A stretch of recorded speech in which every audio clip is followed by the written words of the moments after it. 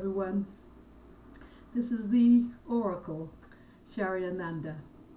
Now, many of you may have found me and seen me on many other cable network presentations, some from maybe East Palo Alto, California, United States, and some maybe even on Ornum.com and possibly on Ask Now.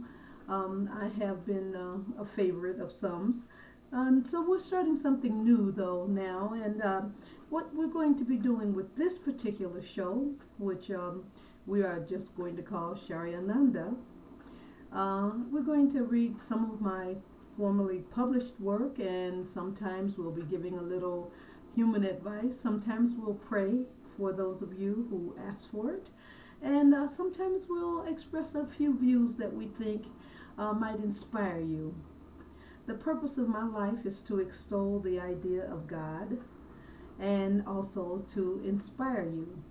Many of you may have belief systems that do not include God. You may call God the source or the cosmos of the universe.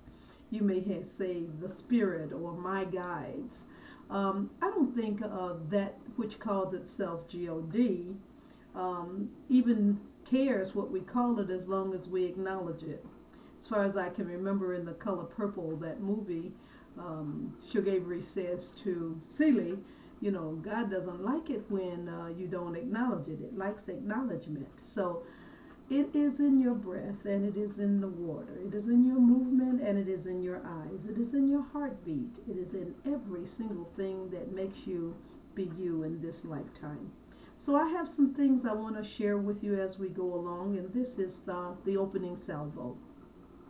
As many of you may already know, afoot in our nation is something called Occupy Wall Street. And it is not just a national United States phenomenon, it is a phenomenon that is worldwide. I understand that we are in 92 countries participating, citizenry up in arms about the way the governments, as they are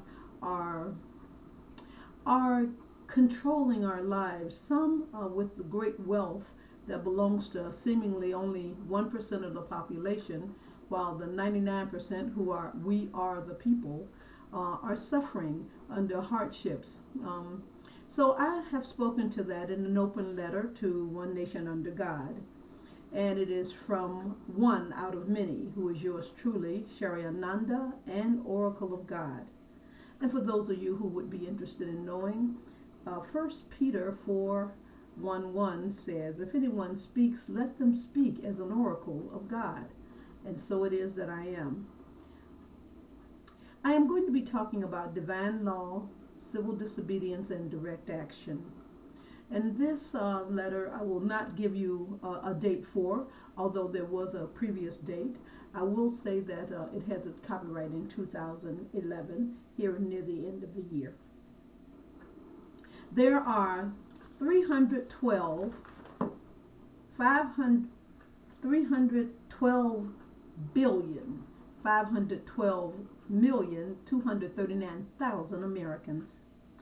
Each one of us is like an all-seeing eye on the dollar bill. It's a powerful symbol for right. That which is right and that which is wrong is written on our hearts. So as a citizen, I step forward as one out of many, speaking for that which is higher and truer than man-made laws. For as sure as greed is coveting, it is a violation of spiritual or divine law. It is not only the divine law being broken, but we shall say, well, let it stand as the central violation against the people. As a God-fearing country that acknowledges a supreme being and the religious freedom to worship him or her or it, however you choose to believe in that, we choose under many names and in many shrines and churches and temples and edifices to call upon our Father who art in heaven. And we call upon that one to aid us in our efforts to help others, to be victorious in our fight against disease or destruction, and dangers of every kind, military and political. In this, we're no different from our founding fathers, many of whom were deists or believers in the divine hand of God in the creation of the world, in creating humankind. The founding fathers understood God to be just and intelligent, and with the omnipotence to pass along to us his creation, the rationality and idealism of heaven. They understood their role was to use the gifts of heart and mind and body to raise from the unmanifested realm a nation that was in fact under God. And they conveyed the essence of justice and fair play and accountability in a model that was unified by a consensus and defined our ultimate inalienable rights, our life, our liberty, and the pursuit of happiness. These ideas are siphoned from the books of the Bible and every other testament of truth on the planet. We do not steal, for thou shalt not steal. Thou shalt have no other God before him. But money has become the god of wrong decisions. Money, the god of inhumanity. Money, the god of false logic and snarled economics. Money is the commodity for which the soul of America and the soul of other countries, I would think, are being traded. The underlying concept of the dream of the founding fathers was that we are entitled to good lives. We are entitled to full lives. We are entitled to govern ourselves and to do so with the full faith in our soul's inheritance and in the breakaway historical legacy that is ours. We are entitled to good by divine law, and it is written on our hearts. We have been endowed by our Creator. No one can take that from us. No one can stand in the way of good or our prosperity. Our preordained well-being and wholeness is what we claim when we utilize civil disobedience. The Occupy movement, which is underway in this country and elsewhere in the world, has corporate greed as one of its targets. It has unprecedented unemployment and foreclosures as one of its proofs. It has endless military conflicts and manipulated tax codes and politics as its enemy. It has corruption and compromised media as its devil. Those who have come forth as a league of revolutionaries for a new America are so called because it is the name of their spirit. And as part of this resistance, I speak to say we will brook, and nor will the principalities and the thrones of heaven brook, any further compromise and destruction of the middle class. No further diminishing of our hopes and dreams and lives. No further compromise to the American way of life. No further boiling down of the American dream. We have all helped to build this country in spirit and in truth. If not us as individuals, then our parents and their parents. They worked, they punched the clock, they saved, they retired. We went to school, we got loans, we graduated, we work or we worked. We kept the money in circulation. We are always and have been participating in the unalterable give and take of life. We are necessarily participating in the exchange of funds for goods and services. But now the services belong to those who once were the functionaries of the flow of good and services. They have become our Goliath, and they must fall. We are not poised with rifles. We are not poised with the idea of anarchy to fight the battle. We are poised with right.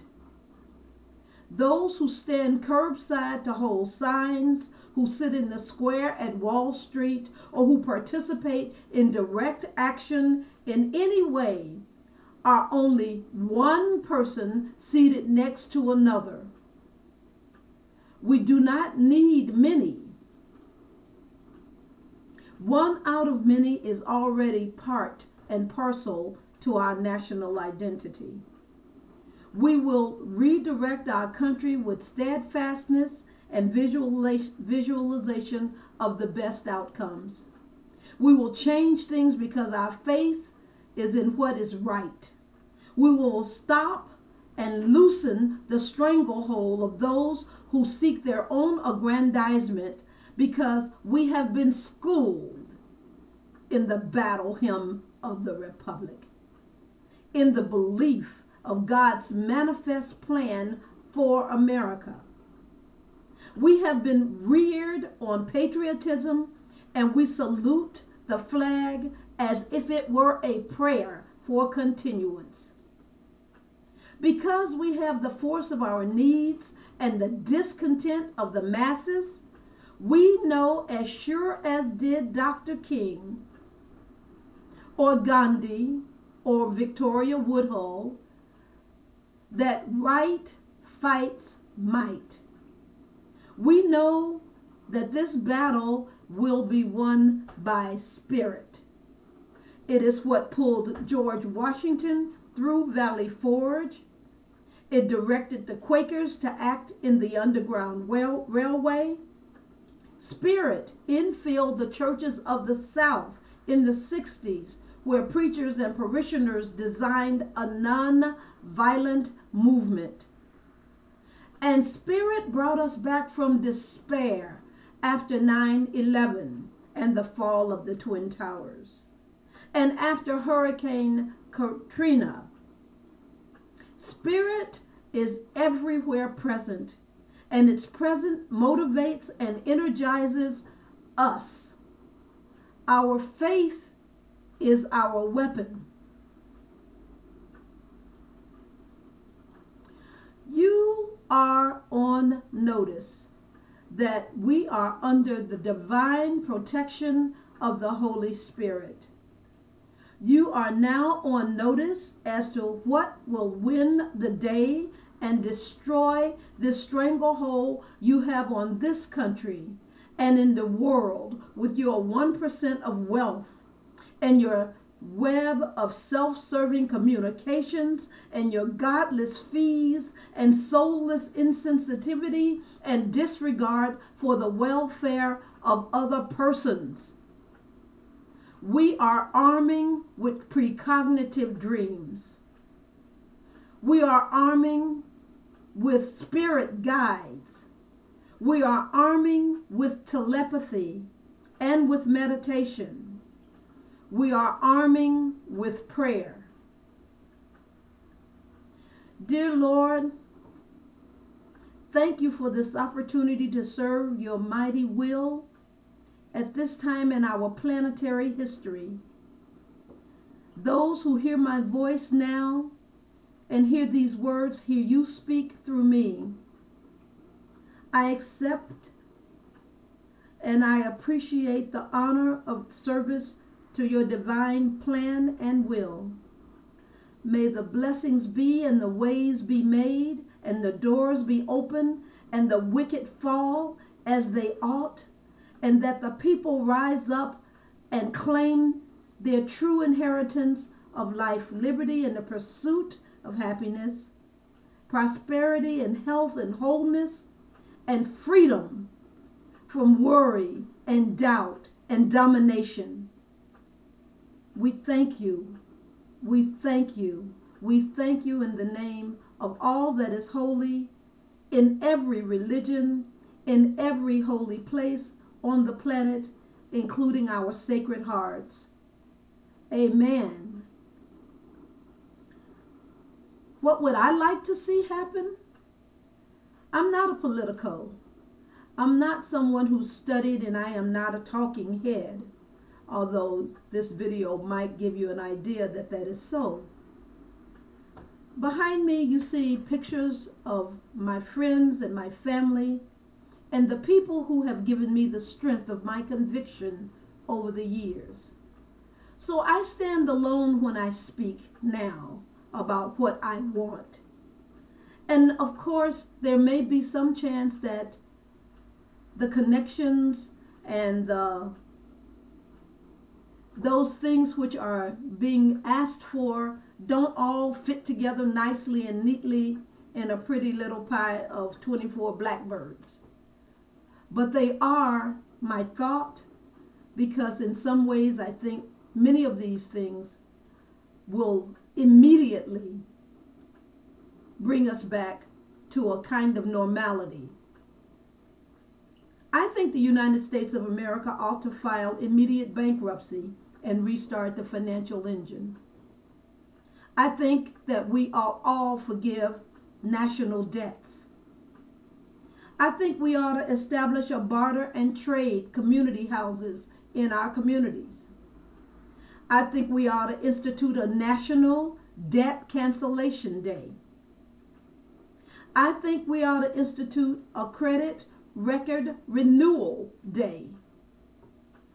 I think we ought to institute the end of penalties and charges for credit checks, for credit card applications, and for late pays, and for any fees whatsoever that are charged on the people's backs. I think we ought to end the practice of allowing creditors and other people to post to our credit reports, as long as we keep credit, unannounced. I believe they should inform the creditor that they are about to post to their credit report, so as a dispute can be raised ahead of time and not after the fact. I think we ought to either standardize income tax or end federal income tax. I think we really ought to institute a specialized, socialized medicine so that everyone gets Medicare in America. I think we ought to end medical copays that are not based on a person's income. I think we ought to hire on-the-job training for everyone who wants to learn in any industry, so that there are not long unemployment lines and that people cannot not get work because they're not trained for it. There was a time in this country when you could start a job, learn a job, and stay on that job and grow. That is due to start again, especially in this technological age. Every single job that has been learned by anyone can be learned by anyone who wants to learn. I believe and I request that we recall any congressman affiliated with corporate schemers and lobbyists. I think we ought to end the lobbyist system in Washington. I think we ought to convene a new national Congress with representation from every class and occupation. I think the immediate institution of a constitutional right to speedy and fair trial. I think we ought repeal the practice of non-employability because of a police record. I think the trial and imprisonment of bankers and executives who caused the bailout ought to be forthcoming immediately. There ought to be an immediate cessation of all foreclosures and the forgiveness of all late fees so affiliated. I think the discontinuance of repossessions and ownership and resale of properties should be halted immediately and stopped. I think we ought to discontinue all overseas trade that is without co-partnership in American workers. I think we ought to establish a national employment bureau. I think we ought to establish a national sports organization fund for homelessness and for mothers with children. These are some ideas. I am one voice. This is one out of many speaking. Thank you for listening.